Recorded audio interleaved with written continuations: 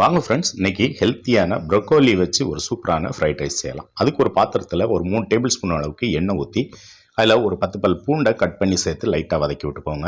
இப்போ 2 பச்சை மிளகா, ஒரு 4 பீன்ஸு, ஒரு கேரட் இதை கட் பண்ணி அதோட சேர்த்து நல்லா வதக்கி விடுங்க. ஒரு 2 நிமிஷத்துக்கு வதக்கி விட்டுட்டு ஒரு கைப்பிடி அளவுக்கு நான் ப்ரொக்கோலி சுத்தம் பண்ணி வச்சுருக்கேன், அதையும் சேர்த்து தேவையான அளவு உப்பு போட்டு நல்லா திரும்பவும் 2 நிமிஷம் வதக்கி விடுங்க. இந்த டைமில் ஒரு பெரிய வெங்காயத்தை நீள்வாக்கில் கட் பண்ணி சேர்த்துக்கோங்க. சேர்த்துட்டு ஒரு பரட்டி நம்ம மூடி போட்டு வேக விட்டுடலாம். மீடியம் ஃப்ளேமில் ஒரு 4-5 நிமிஷத்துக்கு வேகட்டும். இப்போ காயெல்லாம் நல்லா வெந்து வந்துருச்சு. ஒரு முறை நல்லா கலந்து விட்டுட்டு நான் பாசுமதி அரிசியை வேக வச்சு வச்சுருக்கேன், அதை இதில் சேர்த்துக்கலாம். சேர்த்துட்டு ஒரு டேபிள் ஸ்பூன் அளவுக்கு சோயா சாஸ், ஒரு டேபிள் ஸ்பூன் அளவுக்கு மிளகு பொடி போட்டு நல்லா ஒரு முறை கலந்து விடுங்க.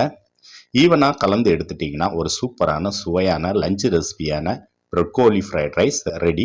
நீங்கள் கண்டிப்பாக செஞ்சு பாருங்கள், நல்லாயிருக்கும்.